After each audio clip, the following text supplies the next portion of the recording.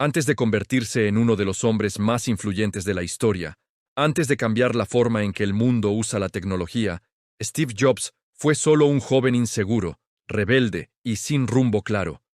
No terminó la universidad. No tenía dinero. No encajaba en ningún lugar. Dormía en el suelo. Comía cuando podía. Y aún así, estaba convencido de algo que nadie más veía: que una computadora podía ser algo personal, que la tecnología debía sentirse humana. Esta no es la historia del éxito inmediato. Es la historia de caídas, rechazos, decisiones equivocadas y segundas oportunidades. Es la historia de cómo alguien puede perderlo todo y aún así regresar para cambiar el mundo. Si alguna vez dudaste de tu camino, si alguna vez sentiste que llegaste demasiado tarde o que no eras suficiente, esta historia es para ti. Steve Jobs llegó al mundo en una situación incómoda.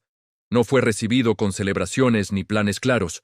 Fue entregado en adopción apenas nació. Sus padres biológicos no podían hacerse cargo de él. No tenían estabilidad, no tenían certezas y tomaron una decisión que marcaría toda su vida, incluso sin que él lo supiera todavía. Steve fue adoptado por Paul y Clara Jobs, una pareja sencilla que vivía en California. No eran ricos, no pertenecían a círculos académicos ni empresariales. Eran personas trabajadoras, prácticas, de rutinas simples. Pero algo hicieron bien desde el inicio. Le hicieron sentir que había sido deseado. Desde pequeño, Steve supo que era adoptado. Nunca se lo ocultaron. Sus padres creían que la verdad era mejor que cualquier mentira. Eso produjo una contradicción interna que lo acompañaría siempre. Por un lado, sabía que había sido abandonado. Por otro, sentía que había sido elegido. Esa idea se transformó con el tiempo en una fuerte convicción. Steve creía que no era común. No en un sentido arrogante al principio, sino como una sensación profunda de que tenía un propósito distinto, aunque todavía no sabía cuál. En casa, su padre adoptivo, Paul, jugó un papel fundamental. Era mecánico. Le gustaba arreglar cosas, desmontarlas, volverlas a armar. Steve pasaba horas con él en el garaje, no solo observando, sino aprendiendo a respetar los detalles. Paul le repetía algo que se le quedaría grabado para siempre: que incluso las partes que nadie ve deben hacerse bien. No porque alguien vaya a revisarlas, sino porque uno sabe que están ahí.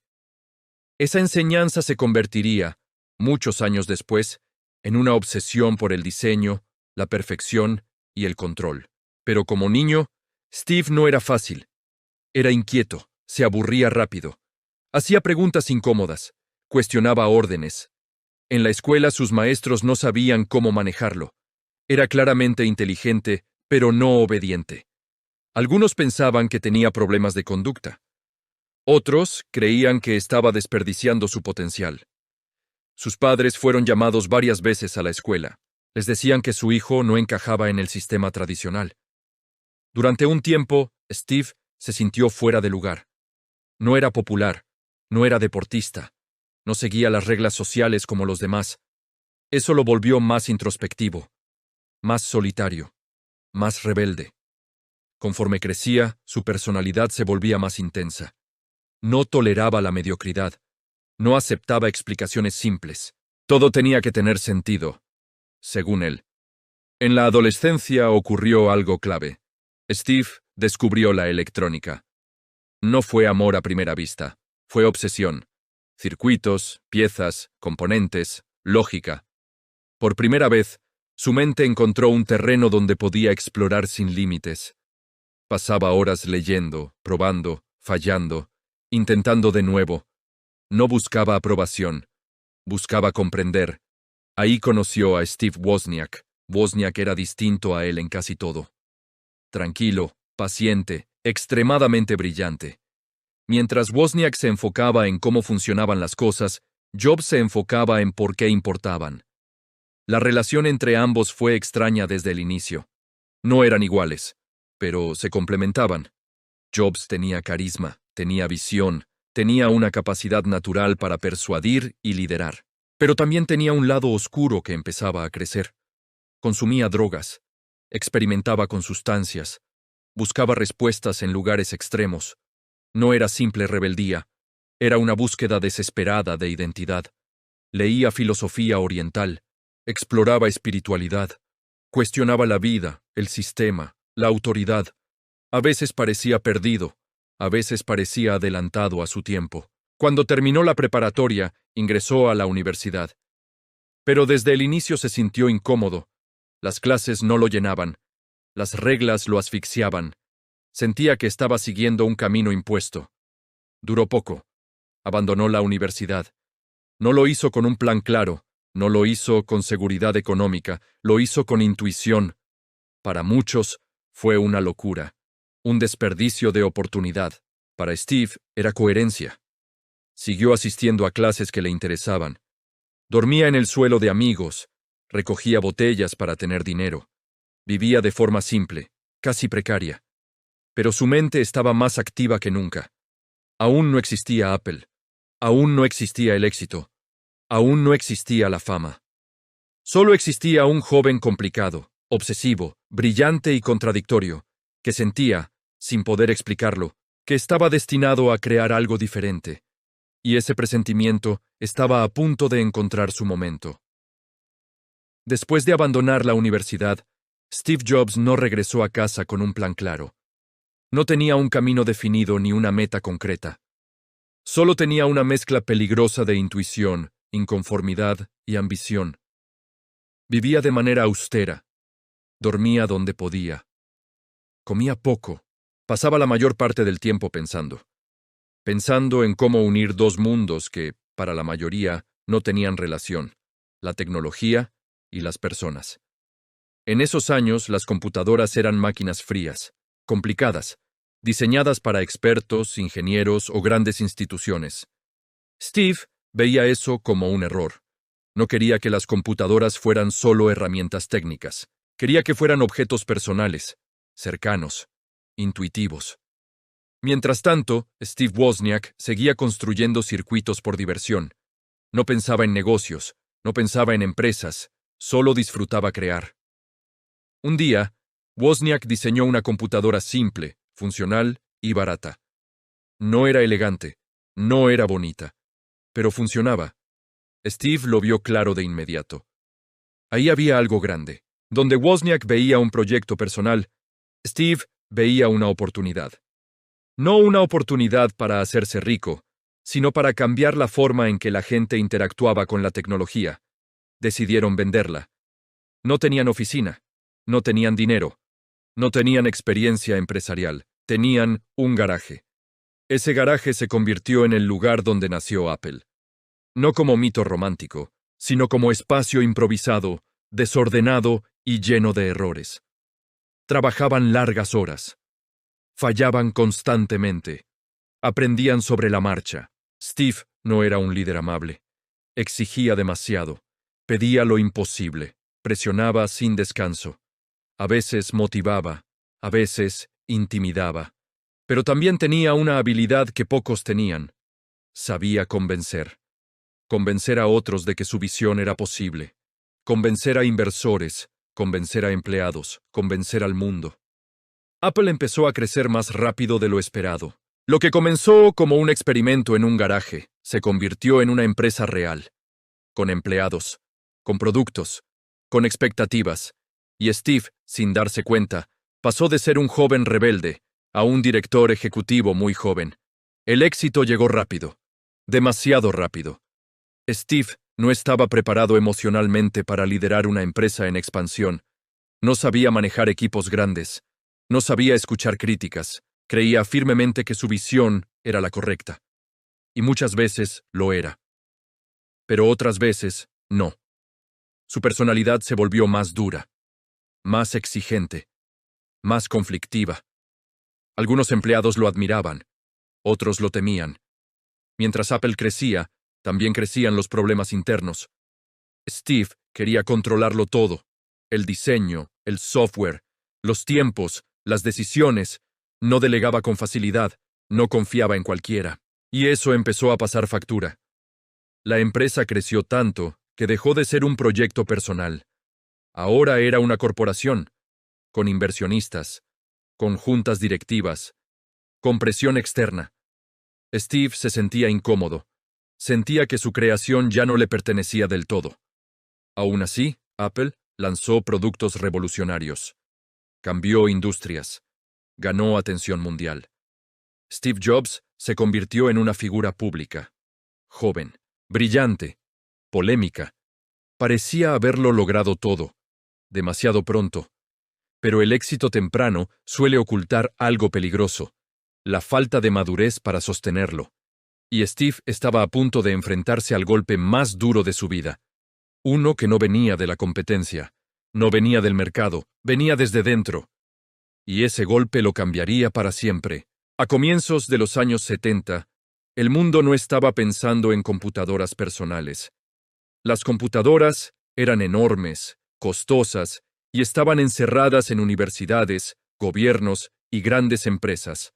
Eran máquinas frías, inaccesibles, operadas por expertos. Pero en un pequeño círculo de jóvenes curiosos, algo empezaba a moverse. Steve Jobs, todavía muy joven, vagaba entre trabajos temporales, lecturas espirituales y conversaciones interminables sobre el sentido de la vida. No parecía alguien destinado a crear una empresa multimillonaria. No era ingeniero. No era el mejor programador. Ni siquiera sabía exactamente qué quería hacer, pero tenía algo que pocos notaban. Sabía observar, sabía escuchar y, sobre todo, sabía imaginar.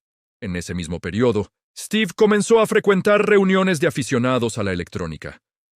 Lugares improvisados, llenos de cables, piezas sueltas y personas que hablaban de circuitos con pasión casi obsesiva. Ahí conoció mejor a alguien que cambiaría su vida para siempre: Steve Wozniak. Wozniak era todo lo contrario a Jobs: tímido, brillante, amante de la ingeniería pura, capaz de construir una computadora desde cero solo por diversión. Mientras uno soñaba, el otro construía. Wozniak no pensaba en negocios, ni en cambiar el mundo. Solo quería demostrar que podía hacerlo. Pero Jobs vio algo distinto. Vio que esa máquina podía salir del garaje. Vio que podía llegar a personas comunes. Vio que no tenía que ser solo para expertos. Por primera vez, Steve Jobs tuvo una visión concreta. Una computadora que cualquiera pudiera usar. Que no intimidara. Que no necesitara manuales interminables. Una computadora que se sintiera cercana. La idea parecía absurda para la época. Nadie creía que las personas comunes necesitaran una computadora en casa, mucho menos que pagarían por ella. Pero Jobs insistía. No con datos, no con números, con convicción. Convenció a Wozniak de que no era solo un experimento. Convenció a amigos de que valía la pena intentarlo. Convenció a personas que no entendían del todo qué estaban creando. Vendieron lo poco que tenían: una calculadora, una camioneta vieja, y en un pequeño garaje, sin saberlo, estaban dando el primer paso hacia algo enorme. No tenían un plan perfecto. No tenían experiencia empresarial. No tenían garantías. Solo tenían una idea y la obsesión de hacerla realidad. Pero lo que Steve Jobs aún no sabía era que crear algo nuevo no solo atrae admiración, también atrae conflictos, egos, errores. Y muy pronto, el sueño comenzaría a volverse mucho más complicado de lo que jamás imaginó. El garaje dejó de ser suficiente muy rápido. Aquella idea que nació casi como un juego empezó a tomar forma. La computadora funcionaba. La gente mostraba interés. Y por primera vez aparecieron pedidos reales. Steve Jobs no veía solo una máquina, veía una experiencia. Cada detalle importaba: el diseño, la forma, la manera en que alguien encendía el equipo por primera vez. Mientras Wozniak se concentraba en mejorar el hardware, Jobs pensaba en algo más grande. Pensaba en cómo presentar el producto, cómo hablar de él, cómo hacer que la gente lo deseara incluso antes de entenderlo. Así nació Apple. Un nombre simple, diferente, casi ingenuo, pero fácil de recordar: humano. La empresa empezó a crecer sin que nadie estuviera realmente preparado para ello. Llegaron inversionistas, llegaron empleados, llegaron expectativas. Steve Jobs, todavía muy joven, se encontró de repente dirigiendo personas que duplicaban su edad, personas con experiencia, con títulos, con carreras formales, y ahí comenzaron los primeros choques. Jobs exigía perfección, no aceptaba excusas, no toleraba el más o menos. Para algunos, era inspirador, para otros, insoportable. Pero el producto avanzaba. El Apple II fue un éxito inesperado. No solo demostraba que la visión era posible, que una computadora podía salir de los laboratorios y entrar en los hogares. El dinero empezó a llegar. Y con él, el poder. Steve se volvió más intenso, más exigente, más convencido de que su manera era la correcta. Apenas tenía poco más de 20 años, pero hablaba como alguien que ya había visto el futuro. Sin embargo, el crecimiento acelerado trajo algo que no se puede evitar. Estructuras, jerarquías, decisiones corporativas. Y Jobs no encajaba bien en ese mundo. Mientras Apple se volvía una empresa real, Steve seguía siendo el mismo joven inconforme. Seguía desafiando a todos, seguía empujando límites. Algunos empezaron a preguntarse si su genio era una ventaja o un riesgo. Y sin darse cuenta, Steve Jobs estaba sembrando la semilla de uno de los momentos más duros de su vida. Un momento en el que perdería el control de la empresa que él mismo había creado. Pero eso todavía estaba por venir. Apple ya no era una pequeña empresa. Había oficinas, había ejecutivos, había miles de empleados. Y había una presión constante por crecer más rápido, vender más y cometer menos errores. Steve Jobs seguía siendo el rostro de la compañía, pero ya no tenía el control absoluto. Los inversionistas querían estabilidad. La junta directiva quería resultados previsibles. Jobs, en cambio, quería cambiar el mundo. Cada producto debía ser perfecto. Cada lanzamiento debía sentirse mágico. Cada decisión debía alinearse con su visión, incluso si eso significaba retrasos o conflictos. Su liderazgo comenzó a dividir opiniones. Para algunos, Steve era un genio irreemplazable. Para otros, era impredecible, difícil, incluso peligroso para una empresa que ahora movía millones.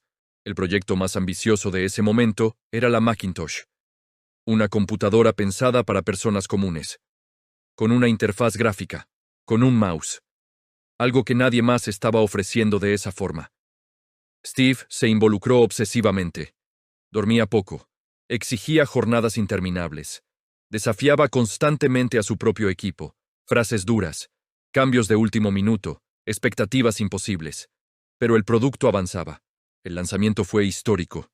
La publicidad era diferente a todo lo visto antes. El mensaje era claro.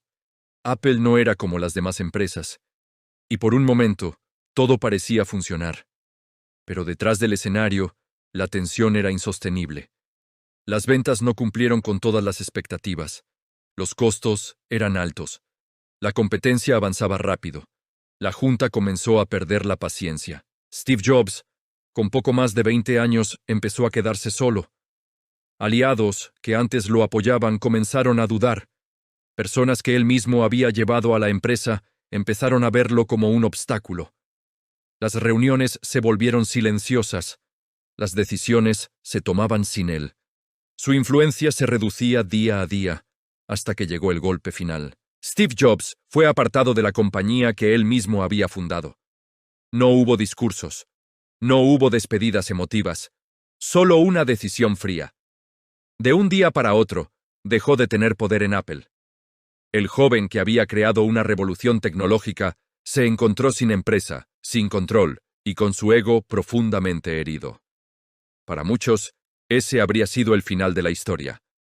Pero para Steve Jobs, ese fue solo el comienzo de algo mucho más grande. Ser expulsado de Apple no fue solo una derrota profesional. Fue una ruptura personal. Steve Jobs tenía poco más de 30 años cuando dejó de ir cada mañana a las oficinas que él mismo había imaginado años atrás. El lugar que alguna vez fue su hogar creativo, ahora le resultaba ajeno, distante. Durante meses, el silencio fue ensordecedor. No había llamadas urgentes, no había lanzamientos, no había equipos esperando instrucciones, solo tiempo. y por primera vez en su vida adulta, Steve no sabía qué hacer con él. La prensa habló de fracaso. Los titulares eran duros. Muchos lo presentaban como un joven brillante que no supo manejar su propio éxito. Ese ruido externo se mezclaba con una crisis interna más profunda. Durante años, Steve había construido su identidad alrededor de Apple. Sin la empresa no estaba seguro de quién era. Se cuestionó todo: su carácter, sus decisiones, su manera de liderar. Por primera vez escuchó críticas que antes había ignorado. Entendió que su obsesión por el control había creado productos extraordinarios, pero también relaciones rotas, que su exigencia extrema había impulsado la innovación, pero había dejado cicatrices. No fue un proceso rápido. Hubo días de frustración, de enojo, de vacío, pero también hubo reflexión. Steve comenzó a interesarse más profundamente por temas que siempre lo habían atraído, pero que había dejado de lado por la presión empresarial.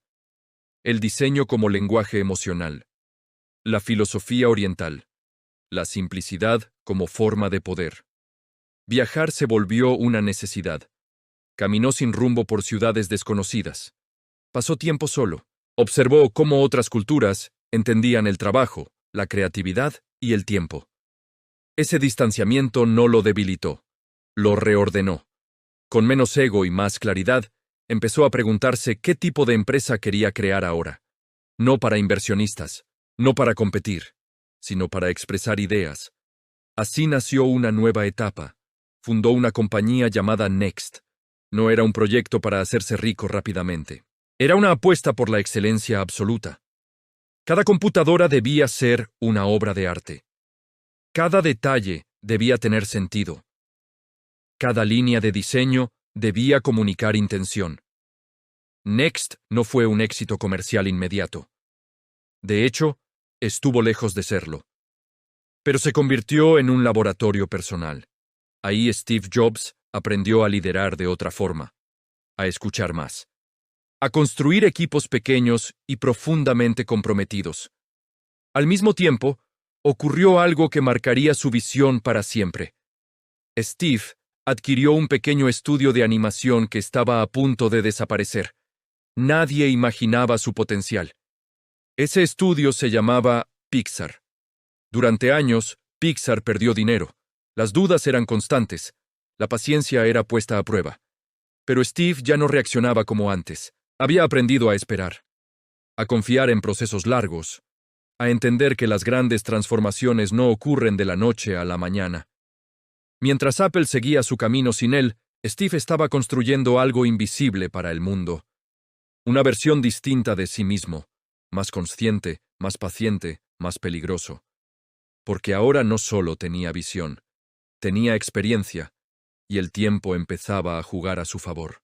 Mientras Steve Jobs reconstruía su mundo lejos de Apple, la empresa que había dejado atrás empezaba a perder el rumbo. Sin su fundador, Apple siguió creciendo, pero sin alma. Los productos se multiplicaban sin una identidad clara. Las decisiones se volvían burocráticas, la innovación lenta y fragmentada. A mediados de los años 90, la compañía ya no lideraba la conversación tecnológica. Las ventas caían. La competencia avanzaba con sistemas más accesibles y estrategias agresivas. Apple estaba en problemas. No eran rumores. Los números hablaban solos. Dentro de la empresa, la sensación era de confusión. Había talento, había recursos, pero no había una visión unificadora. En silencio, algunos ejecutivos comenzaron a mirar hacia afuera, y ese nombre, el que muchos habían querido olvidar, empezó a reaparecer en reuniones privadas. Steve Jobs. Mientras tanto, Next seguía sin despegar comercialmente, pero su tecnología era sólida. Su sistema operativo era avanzado, elegante, estable. Apple necesitaba eso desesperadamente. Lo que comenzó como una negociación técnica terminó convirtiéndose en algo inevitable. Apple compró Next, y con esa compra, Steve Jobs regresó al lugar del que había sido expulsado años atrás. No volvió como héroe. No volvió con aplausos. Regresó con cautela, como asesor. Sin poder real al principio. pero su presencia se sentía. Desde el primer día, empezó a observarlo todo. Los procesos innecesarios, los proyectos sin sentido, los equipos que trabajaban sin rumbo. No atacó de inmediato. Esperó. Escuchó. Aprendió cómo había cambiado la empresa. Con el tiempo, su influencia creció. Reuniones más cortas, decisiones más claras, prioridades más simples. Canceló productos, redujo líneas completas, molestó a muchos. Pero algo empezó a cambiar. Por primera vez en años, Apple volvió a tener foco. Steve no había regresado siendo el mismo joven impulsivo. Había regresado con cicatrices, con paciencia, con una visión más madura. La junta directiva lo notó. Cuando la situación financiera se volvió crítica, ya no hubo dudas. Steve Jobs fue nombrado director ejecutivo interino. El exiliado ahora tenía el timón. La empresa estaba al borde del colapso. El margen de error era mínimo, el tiempo escaso. Pero Steve no parecía asustado, parecía preparado, porque esta vez no estaba regresando para demostrar que tenía razón. Estaba regresando para salvar aquello que había aprendido a amar, incluso cuando lo perdió, y lo que estaba a punto de hacer cambiaría la industria para siempre. Cuando Steve Jobs tomó nuevamente el control de Apple, la situación era crítica. La empresa estaba perdiendo dinero. La confianza del mercado era mínima. Los empleados trabajaban con miedo al cierre. Steve no prometió milagros. Prometió enfoque. La primera decisión fue dolorosa, pero necesaria: eliminar casi todo. Proyectos completos fueron cancelados. Equipos enteros reubicados. Ideas que llevaban años en desarrollo fueron descartadas sin ceremonias. Apple necesitaba respirar. Steve redujo la línea de productos a solo unos pocos modelos clave. Cada uno debía ser excepcional o no existir. No había espacio para lo mediocre. El ambiente cambió. Las oficinas se volvieron más silenciosas, las reuniones más directas, las decisiones más rápidas. Steve pasaba horas revisando detalles mínimos. Colores, formas, materiales, nada era insignificante. En ese proceso surgió un producto que redefiniría a la empresa: el iMac. Una computadora simple, colorida y diferente a todo lo que existía. No estaba diseñada para expertos, estaba hecha para personas. El lanzamiento no fue solo tecnológico, fue emocional. Por primera vez en años, Apple volvió a llamar la atención del mundo. Las ventas subieron. La confianza regresó lentamente. Pero Steve sabía que eso no era suficiente. Apple no podía vivir solo de computadoras. El mundo estaba cambiando. La música se estaba volviendo digital. Los bolsillos se llenaban de dispositivos. La gente quería llevar su vida consigo.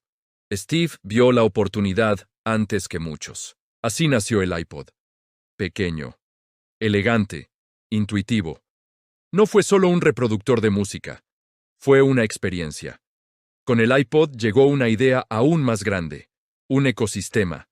Apple empezó a controlar no solo el dispositivo, sino la forma en que las personas interactuaban con él.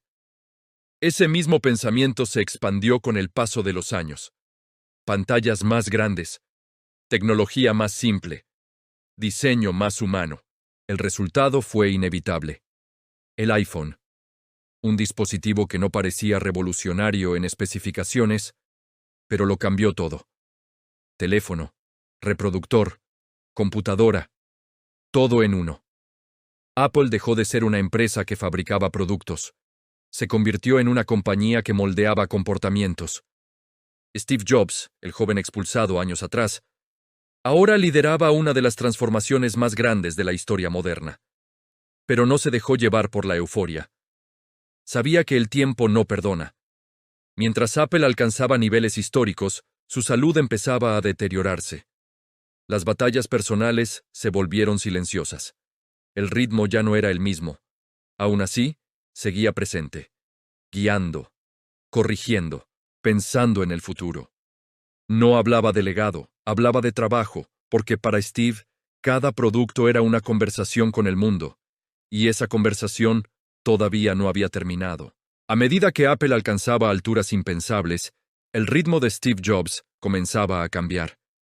No era evidente para todos. No había anuncios.